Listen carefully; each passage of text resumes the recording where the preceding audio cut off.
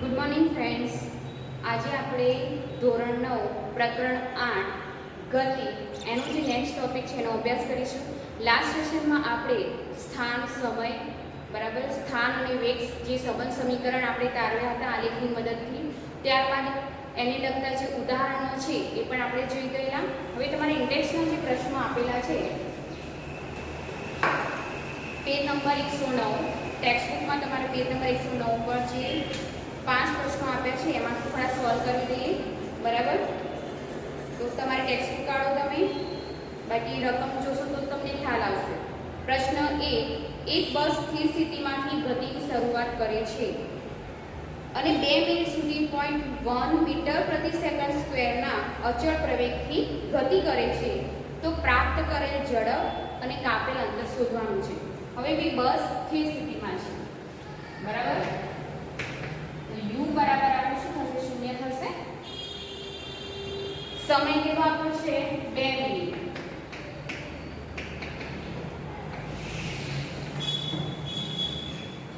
.1 metre પ્રતિ second સ્ક્વેરના અચળ પ્રવેગથી ગતિ કરે છે. તો પ્રવેગ આપેલો છે 0.1 મીટર, 0.1 મીટર પ્રતિ સેકન્ડ સ્ક્વેર, બરાબર. તો પ્રાપ્ત કરેલ ઝડપ અને અંતર શોધવાનું છે, એટલે કે v અને અંતર s શોધવાનું છે. તો રકમ પહેલા પદ આપણે મૂલ્યો જેટલા આપ્યા છે લખી દેવાના. જો ડિફરન્સ હોય, બરાબર, એકમમાં, તો આપણે સરખા કરવાનું. અહીંયા મિનિટમાં છે, બરાબર, અહીંયા મીટર પ્રતિ સેકન્ડ સ્ક્વેર છે, તો મિનિટને શું કરવું પડે? સેકન્ડમાં ફેરવવી પડે. તો 1 મિનિટ બરાબર 60 સેકન્ડ, તો 2 મિનિટ બરાબર કેટલા થાય? તો 2 ગુણ્યા 60 એટલે 120 સેકન્ડ થશે, બરાબર.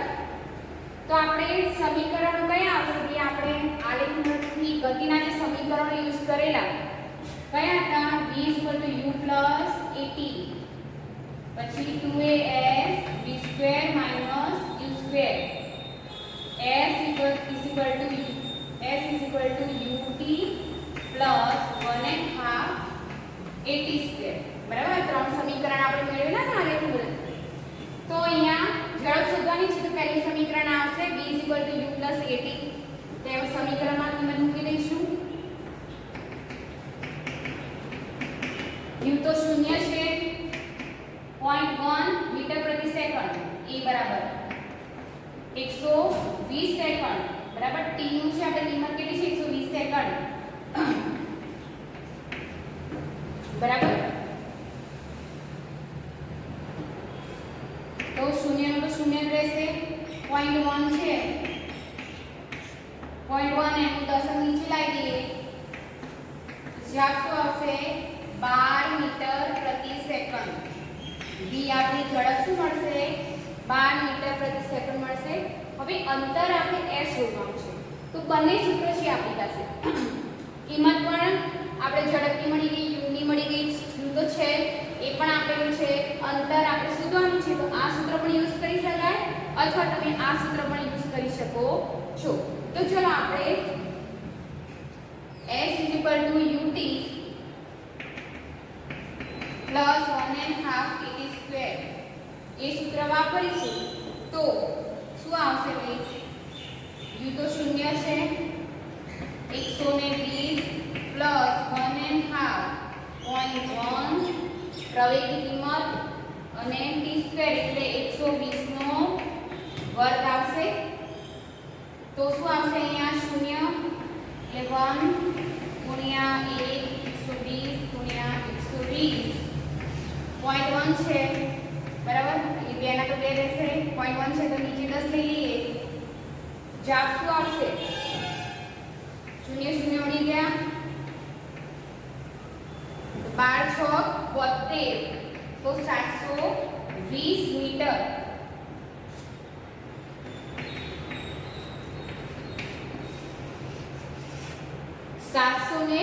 મીટર. આપણો જવાબ આવશે. તો આપણને v પણ મળી ગયું, ઝડપ પણ મળી ગઈ ને અંતર પણ મળી ગયું છે. ઓકે, તો આ સૂત્રોની મદદથી આપણે બાકીના જે ઉદાહરણો ગણીશું.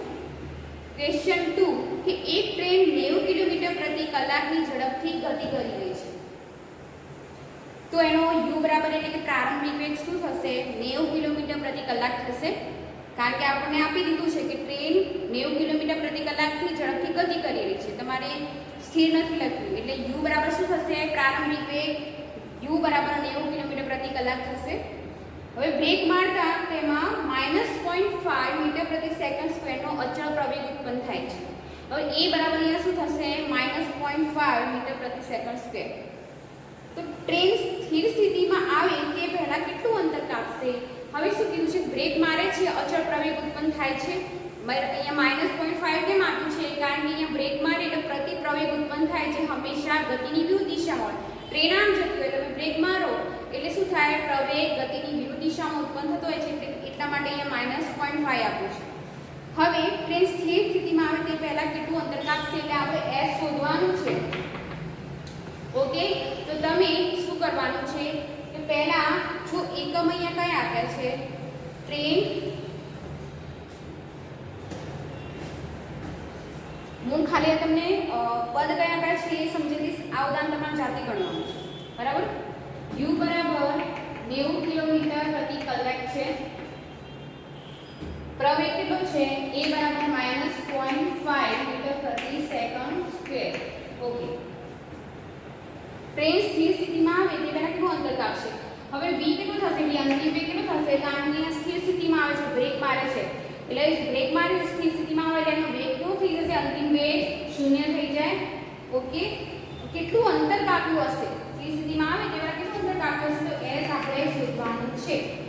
તો આપણી પાસે પ્રારંભિક વેગ પણ છે, અંતિમ વેગ પણ છે, પ્રવેગ પણ આપેલો છે, તો કયું સૂત્ર વાપરી શકાય? કાં તો તમે 2as v² u² પણ વાપરી શકો અથવા આ સૂત્ર પણ વાપરી શકાય. પરંતુ આ સૂત્ર ત્યારે વાપરી શકાય જ્યારે અહીંયા સમય આપ્યો છે, પણ આપણે અહીંયા સમય આપ્યો નથી. સમય આપ્યો છે ભાઈ, t તો આપ્યું નથી, બરાબર ને? તો કોઈ સૂત્ર અહીંયા આવશે 2as v² u² વાળું આપણે સમીકરણ યુઝ કરીશું. હવે તમને જ્યારે સમય આપ્યો હોય તો આ બંને સમીકરણમાંથી ગમે તે એક સમીકરણ તમે યુઝ કરી શકો, પરંતુ આપણા જે ક્વેશ્ચન 2 માં સમય આપ્યો નથી તો કઈ સૂત્ર આપીશું? 2as v² u². પરંતુ સૂત્રમાં કેવું પહેલા ક્લાસમાં મેં તમને કીધેલું કે એકમ જોઈ લેવાનું. અહીંયા મીટર પ્રતિ સેકન્ડ સ્ક્વેર છે, અહીંયા કિલોમીટર પ્રતિ કલાક છે, તો શું કરવું પડશે? કિલોમીટર પ્રતિ કલાકને મીટર પ્રતિ સેકન્ડમાં ફેરવવું પડશે. આપણને ખબર જ છે તો 90 કિલોમીટર તો 90 મીટરમાં ફેરવવા માટે 90 ગુણ્યા 1000 કરવું પડશે અને 1 કલાકમાં કેટલી સેકન્ડ હોય? 3600. બરાબર? જે કિંમત આવે એ તમારું u પ્રારંભિક વેગ મીટર પ્રતિ સેકન્ડમાં થઈ જશે. પછી a ની કિંમત પણ આપેલી છે, v તો 0 છે, તો આ સૂત્રમાં હવે કિંમત મૂકીને તમારે શું કરવાનું છે? s આપણે શોધવાનું છે, અંતર. બરાબર? તો મેં તમને સમજાવી દીધું છે પદ કેવી રીતે કરવાના છે અને સૂત્ર કયું યુઝ કરવાનું છે. આ દાખલો તમારે હોમવર્કમાં કરવાનો છે. ઓકે, ક્વેશ્ચન 3 એ પણ આ જેવો જ લખતો છે. હું પણ તમને એક સમજી દઈશ, બાકીના 4th અને 5 સમજાવું. બરાબર? ક્વેશ્ચન 2 અને 3 તમારે ઘરેથી કરવાનું છે. હવે એક ટ્રોલી ઢોળાવ ધરાવતી સપાટી પર 2 મીટર પ્રતિ સેકન્ડ સ્ક્વેરના પ્રવેગથી નીચે તરફ ગતિ કરી રહી છે. પ્રવેગ આપેલો છે અહીંયા. ક્વેશ્ચન 3 ની વાત કરું છું.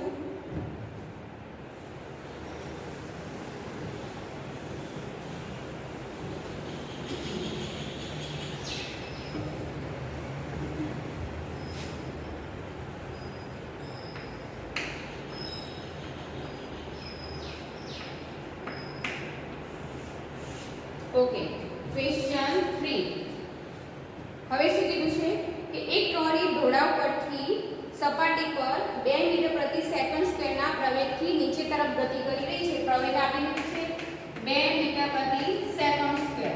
ઓકે, હવે ટ્રોલી હવે તમે ઢાળ ઉપર ઊભા રાખો તો ટ્રોલી તો પહેલા સ્થિર જ હશે ને? સ્થિર છે અહીંયા, તો u એટલે કે તમારો પ્રારંભિક વેગ અહીંયા શું થશે? u બરાબર 0.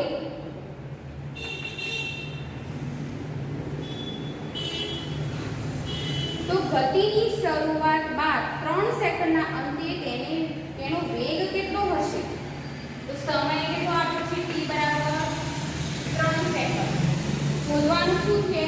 વેગ એટલે v એટલે કે ઢોળા ઉપર જાય છે તો ઢોળાના અંતે 3 સેકન્ડ બાદ ગતિની શરૂઆત 3 સેકન્ડના અંતે તેનો વેગ કેટલો હશે તો v આપણે શોધવાનું છે બરાબર તો કયું સમીકરણ આપણે યુઝ કરી શકાય જો v u + at વાળું સમીકરણ યુઝ કરી શકાય આપણે શોધવાનું શું છે v u પણ આપેલું છે પ્રવેગ પણ આપ્યો છે 2 મીટર પ્રતિ સેકન્ડ અને t પણ આપ્યું છે 3 સેકન્ડ તો કયું સમીકરણ આવશે આપણે પહેલું સમીકરણ યુઝ કરીશું એકમ સરખા છે મીટર પ્રતિ સેકન્ડ કે સેકન્ડ સ્ક્વેર છે અહીંયા પણ 3 સેકન્ડ છે કોઈ ફેરફાર કરવાનો નથી બરાબર એકમ સરખા જ આપેલા છે ફક્ત તમારે શું કરવાનું છે સૂત્રમાં કિંમત મૂકવાની છે ઈઝી દાખલો છે એટલા માટે બીજો અને ત્રીજો તમારે હોમવર્કમાં કરવાનું છે ઓકે હવે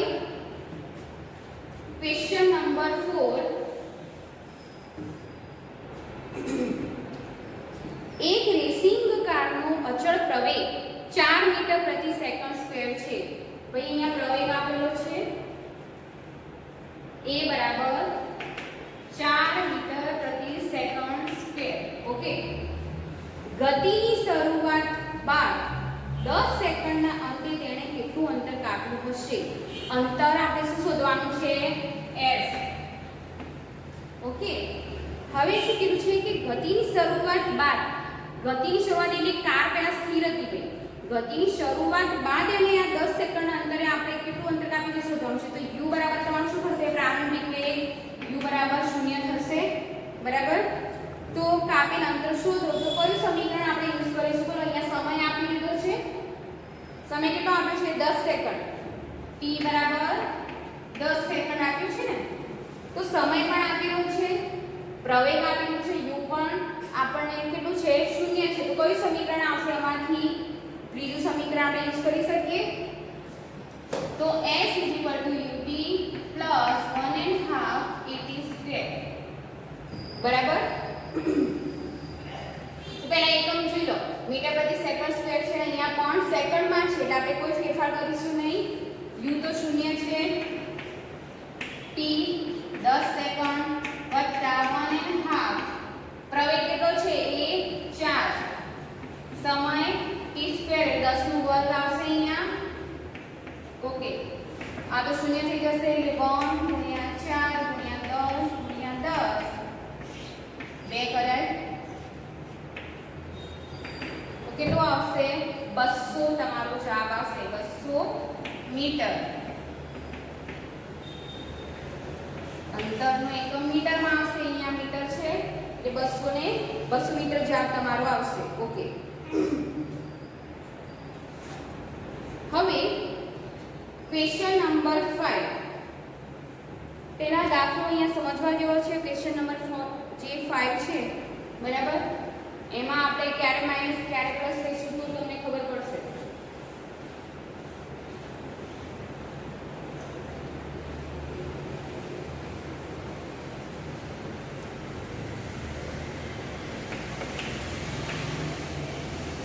ઓકે એક પથ્થરને ઉધ્વ દિશામાં 5 મીટર પ્રતિ સેકન્ડના વેગથી ફેંકવામાં આવે છે ભાઈ ઉધ્વ દિશા એટલે હું પથ્થરને આમ ઉપર કરું તો શું કહેવાય ઉધ્વ દિશા એટલે ઉપરની બાજુ દિશા કહેવાય હું પથ્થરને નીચે ફેંકું તો અધો દિશા કહેવાય ઘણાને આ શબ્દ ખબર નથી પડતો ઉધ્વ એટલે ઉપરની બાજુ ફેંકું અને અધો એટલે નીચેની બાજુ તો અહીંયા શું કીધું છે એક પથ્થરને ઉધ્વ દિશામાં 5 મીટર પ્રતિ સેકન્ડના વેગથી ફેંકવામાં આવે છે તો તમારો પ્રારંભિક વેગ u બરાબર કેટલું થશે u બરાબર 5 મીટર પ્રતિ સેકન્ડ બરાબર જો ગતિ દરમિયાન પથ્થરનો અધો દિશામાં પ્રવેગ 10 મીટર પ્રતિ સેકન્ડ સ્ક્વેર હોય તો પથ્થર કેટલી ઊંચાઈ પ્રાપ્ત કરશે તથા તેને ત્યાં પહોંચતા કેટલો સમય લાગશે ઓકે હવે શું કીધું છે કે ગતિ દરમિયાન પથ્થરનો પ્રવેગ કેટલો આપે છે a બરાબર 10 મીટર પ્રતિ સેકન્ડ સ્ક્વેર a બરાબર 10 મીટર પ્રતિ સેકન્ડ સ્ક્વેર આપેલું છે તો પથ્થર કેટલી ઊંચાઈ પ્રાપ્ત કરશે અને પહોંચતા કેટલો સમય લાગશે ભાઈ ઊંચાઈ એટલે કે અહીંયા શું આવશે ઊંચાઈ પ્રાપ્ત કરશે તો હું કોઈ વસ્તુ ફેંકું એની ઊંચાઈ એટલે એને કાપેલું અંતર થશે બરાબર ને? તો અંતર શોધવાનું છે અને બીજું શું પૂછ્યું છે, ત્યાં પહોંચતા કેટલો સમય લાગશે, એટલે સમય પણ આપણે શોધવાનો છે. હવે જ્યારે હું કોઈ વસ્તુ ઉધ્વ દિશામાં ફેંકું, બરાબર, તો અહીંયા પથ્થરને મેં શું કર્યું છે, ઉપરની બાજુ ફેંકીએ ત્યારે એનો પ્રવેગ આપેલો 5 મીટર પ્રતિ સેકન્ડ એનો પ્રારંભિક વેગ છે, પરંતુ જ્યારે ટોચ પર પહોંચશે એટલે કે જેટલા બળથી તમે કોઈ વસ્તુને ઉપર ફેંકો છો તો ઉપર જ્યારે મહત્તમ ઊંચાઈ હશે ત્યારે એનો અંતિમ વેગ કેટલો હશે, 0 હશે. તો અહીંયા v બરાબર શું થશે ભાઈ, 0 આવશે. બરાબર, કારણ કે અહીંયા વસ્તુને ક્યાં ફેંકી છે આપણે, ઉધ્વ દિશામાં. તો મહત્તમ ઊંચાઈ પ્રાપ્ત કરશે ત્યારે શું આવશે, v બરાબર 0 આવશે. હવે u પણ છે આપણી પાસે 5 મીટર પ્રતિ સેકન્ડ છે, એ પણ આપી દીધો છે, પણ અહીંયા પ્રવેગ છે ને માઇનસમાં લેવું પડશે. કેમ, ઉધ્વ દિશામાં આપણે ફેંકીએ છીએ એટલે અહીંયા શું થશે, પ્રતિ પ્રવેગી ગતિ કરે છે. તો અહીંયા આપણે u બરાબર 5 મીટર પ્રતિ સેકન્ડ છે, પણ તમે જ્યારે ઉપર ફેંકો છો એટલે એનો વેગમાં શું થાય છે, ઘટાડો થાય છે.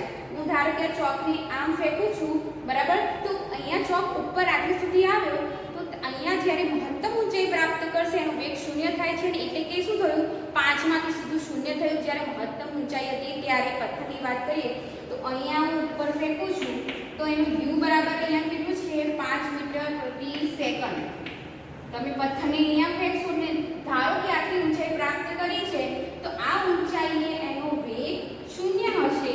તો અહીંયા 0 થયું, ધેટ મીન્સ કે અહીંયા 5 મીટરમાંથી ઘટાડો થયો ને, એટલે કેવી ગતિ પ્રાપ્ત કરે છે, પ્રતિપ્રવેગી ગતિ. તો પ્રતિપ્રવેગી ગતિ કરે છે એટલા માટે પ્રવેગ આપણે ખબર જ છે શું આવશે, ઋણ કિંમત લેવી પડે એટલે -10 લેવું પડશે. જ્યારે તમને આવું પર્ટિક્યુલર દાખલામાં ઉધ્વ દિશા અધો દિશામાં ફેંકે છે એવું કીધું હોય, પ્રવેગની કિંમત આપણે જોઈ લેવાની. જો અહીંયા ઘટાડો થાય તો શું થશે, -1 કિંમત લેવી પડે. એવી રીતે જો અહીંયા આપણે કયો એવો દાખલો બીજો કયો હતો જે ક્વેશ્ચન નંબર 2 માં હતું ને કે -0.5 મીટર પ્રતિ સેકન્ડ સ્ક્વેર હતું. ટ્રેનને બ્રેક મારી એટલે પ્રતિપ્રવેગ એનો પ્રવેગમાં શું થશે, ઘટાડો થશે, એટલા માટે અહીંયા -0.5 હતું. એવી રીતે અહીંયા પણ શું થાય છે, પથ્થર ઉપરની દિશામાં જશે એટલે એનો પ્રતિપ્રવેગી એટલે કે પ્રવેગમાં એનો ઘટાડો થાય છે, વેગમાં ઘટાડો થાય છે ને, એટલે શું આવશે, આપણે પ્રવેગની કિંમત -10 મીટર પ્રતિ સેકન્ડ સ્ક્વેર લેવું પડે. ઓકે, તો આપણે શું શોધવાનું છે, અંતર, ઊંચાઈ શોધવાની છે. ધેટ મીન્સ કેટલું અંતર કાપ્યું, પથ્થરે આટલું અંતર કાપ્યું, ઊંચાઈ આટલી પ્રાપ્ત કરી એટલે એનું અંતર થયું, તો s શોધવાનું છે અને સમય પણ શોધવાનો છે. તો કયું સમીકરણ આપણે યુઝ કરીશું, કિંમત મૂકી દઈશું, v u plus at, બરાબર, જેના પરથી આપણને સમય મળી રહેશે. તો v ની કિંમત કેટલી આપી છે, 0, u 5, a -10 t સમય. ઓકે,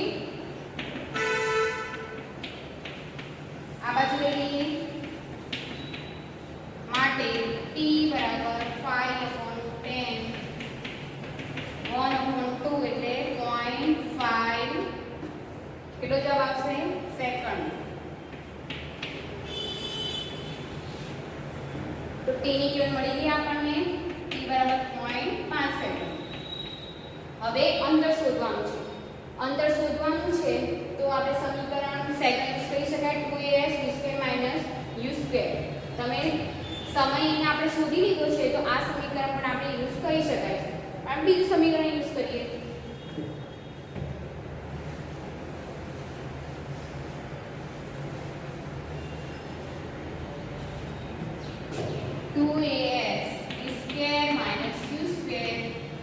કિંમત મૂકી દઈએ.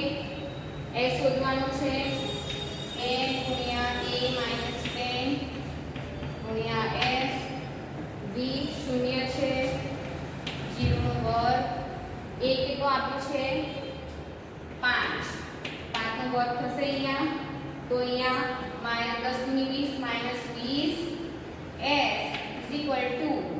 અહીંયા શું થશે, 25 થશે, બરાબર. માટે s બરાબર 25 ભાગ્યા v 20. તો જવાબ શું આવશે? 1 પોઈન્ટ કેટલો જવાબ આવે છે? 25 મીટર જવાબ આવશે. 1.25 મીટર. તો આવી રીતે આપણે જે ત્રણેય સમીકરણોની મદદથી આપણે કોઈ પણ એક કિંમત શોધી શકતા હોઈએ છીએ. બરાબર. તો તમે જ્યારે સમય આપેલો હોય તો આ સમીકરણ યુઝ કરવાનું અંતર માટે, સમય ના આપેલો હોય ને અંતર પૂછ્યું હોય તો અહીંયા શું કરવાનું? આ સમીકરણ યુઝ કરી શકાય છે. તો આવી રીતે ગતિના સમીકરણો પરથી આપણે વિવિધ ઝડપ અંતર શોધી શકતા હોઈએ છીએ.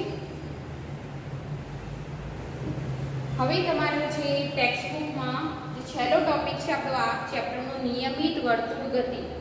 નિયમિત વર્તુળ ગતિ શબ્દ પરથી જ ખ્યાલ આવે છે કે વર્તુળ ઉપર કોઈ પદાર્થ નિયમિત રીતે ગતિ કરતો હોય. ઉદાહરણ તરીકે કોઈ વ્યક્તિ લંબચોરસ પરિપથ પર ગતિ કરે છે તો અહીંયા શું કરશે કે અહીંયા આ પોઈન્ટથી સ્ટાર્ટ કર્યું, કોઈ વ્યક્તિ આ પોઈન્ટથી શરૂ કરશે, અહીંયા આવશે એટલે પાછો એની દિશા બદલવી પડશે. દિશા બદલશે કે એનું વેગનું મૂલ્યમાં પણ ફેરફાર થતો હોય છે. તો અહીંયા જ્યારે એક ચક્કર પૂર્ણ કરે, બરાબર, એ આ પોઈન્ટથી ફરીથી એક અહીંયા સુધી આવશે તો એને કેટલી વખત દિશા બદલવી પડે? 4 વખત દિશા બદલવી પડે છે ને, એક અહીંયા, એક અહીંયા, અહીંયા, અહીંયા. તો આપણે ખબર જ છે કે જ્યારે વેગનું મૂલ્ય કેવી રીતે બદલાય? કાં તો દિશા બદલાય અથવા ઝડપના મૂલ્યમાં ફેરફાર થાય ત્યારે વેગના મૂલ્યમાં પણ ફેરફાર થતો હોય છે. એવી રીતે કોઈ ચલો આવો પરિપથ છે, આવા પરિપથ ઉપર કોઈ વ્યક્તિ ગતિ કરે છે તો અહીંયા કેટલી વખત દિશા બદલવી પડશે? અહીંયા પણ બદલવી પડશે. 6 વખત એની દિશા બદલવી પડે છે ત્યારે એટલે એના વેગના મૂલ્યમાં પણ ફેરફાર થતો હોય છે. પરંતુ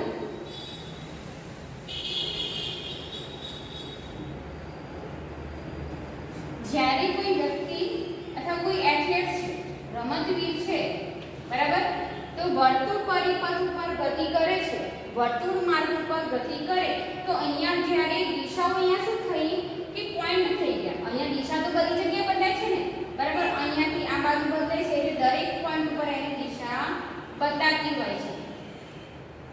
લંબચોરસ હાથસો તો કે 4 દિશાઓ બદલાતી, પણ એ દિશાઓને આપણે ટૂંકાઈને શું કરી દઈએ? ટૂંકાઈ દઈશું તો કેવો પરિપથ થઈ જશે? વર્તુળ પરિપથ થઈ જતો હોય છે. તો આવા પરિપથ ઉપર ગતિ જ્યારે કે વર્તુળ માર્ગ ઉપર અચળ ઝડપથી ગતિ કરતો હોય તો પદાર્થ એને શું કહેવાય છે? નિયમિત વર્તુળ ગતિ કરે છે એવું કહી શકાય. તો અહીં દરેક વખતે શું થાય છે કે વેગના મૂલ્યમાં ફેરફાર થતો રહેતો હોય છે.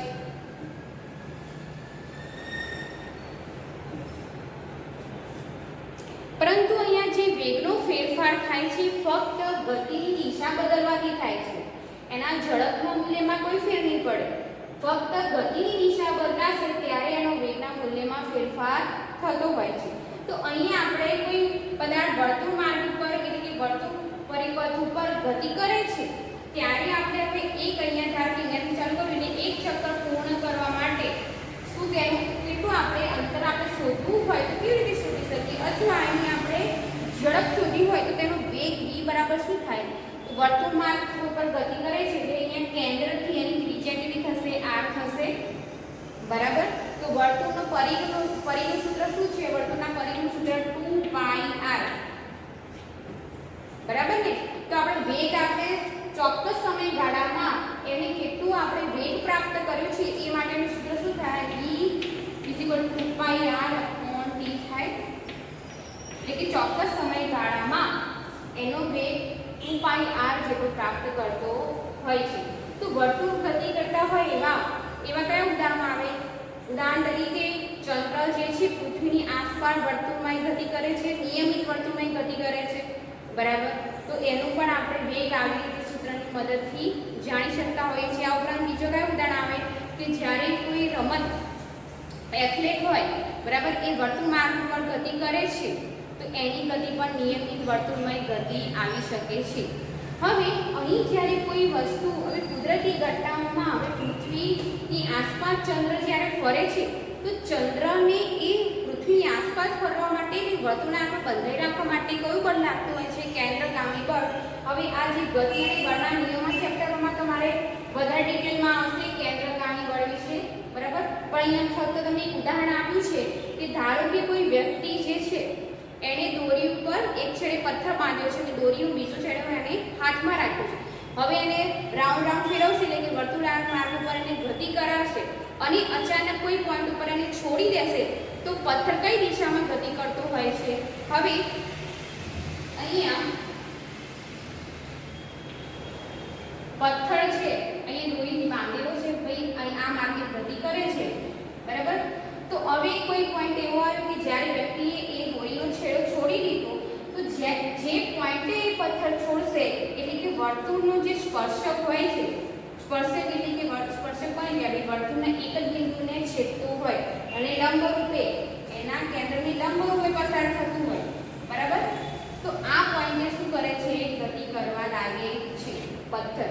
એટલે સુરેખ પથ ઉપર હવે તમને ખબર છે જડત્વનો ગતિની બળના નિયમમાં જડત્વનું આવે છે, તેમાં શું આવે કે અહીં શું થશે કે જ્યારે આપણે પથ્થર છોડીએ તો એની પોતાની દિશા જાળવી રાખવાનો પ્રયત્ન કરે છે તો આ દિશામાં શું કરે છે? ગતિ કરવા લાગતો હોય છે.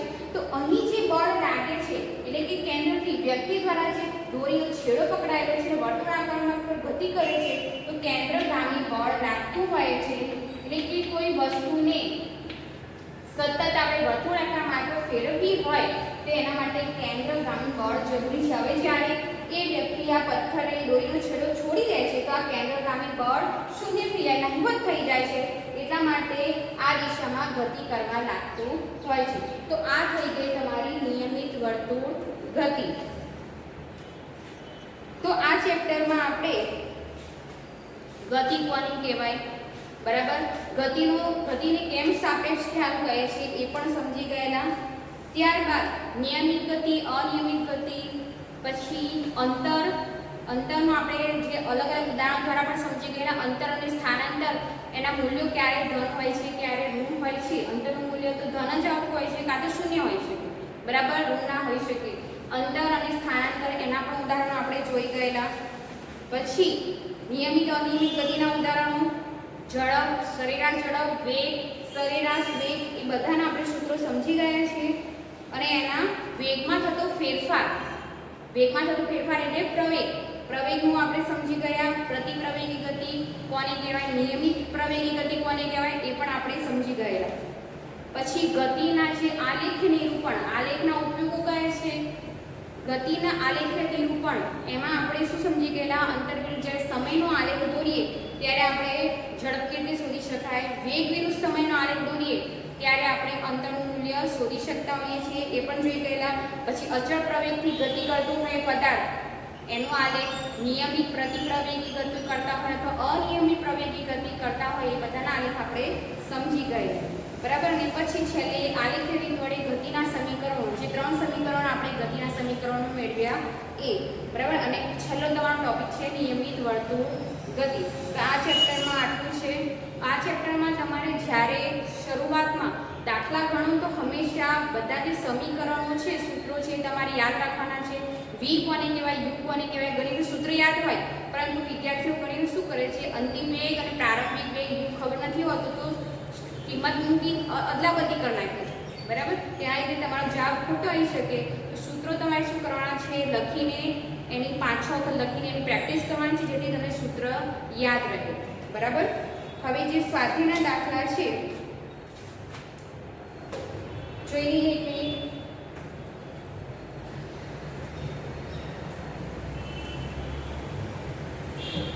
ઓકે, સ્વાધ્યાયના દાખલા તમારે 10 ક્વેશ્ચન આપેલા છે. તેમાંથી આજે તમારે જે હોમવર્કમાં છે ઇન્ડેક્સના, મેં તમને પેજ નંબર 110 ઉપરના જે ઇન્ડેક્સના પ્રશ્નો છે 5 પ્રશ્નો, એમાંથી બાકીના જે મેં અહીંયા કરાવ્યા છે એ તમારે ક્લાસવર્કની નોટમાં અને બાકીના બીજો અને ત્રીજો ક્વેશ્ચન હોમવર્કની નોટમાં લખવાનું છે. અને નિયમિત વર્તુળ ગતિ કોને કહેવાય છે એના ઉદાહરણ સ્પષ્ટ કરો. આ તમારે ક્વેશ્ચન હોમવર્કમાં લખવાના છે. હવે જે સ્વાધ્યાયના પ્રશ્નો છે આપણે નેક્સ્ટ સેશનમાં લઈશું, બરાબર? તો આજના વિડીયો માટે આટલું. ફરી નેક્સ્ટ સેશનમાં મળીએ. Bye, thank you.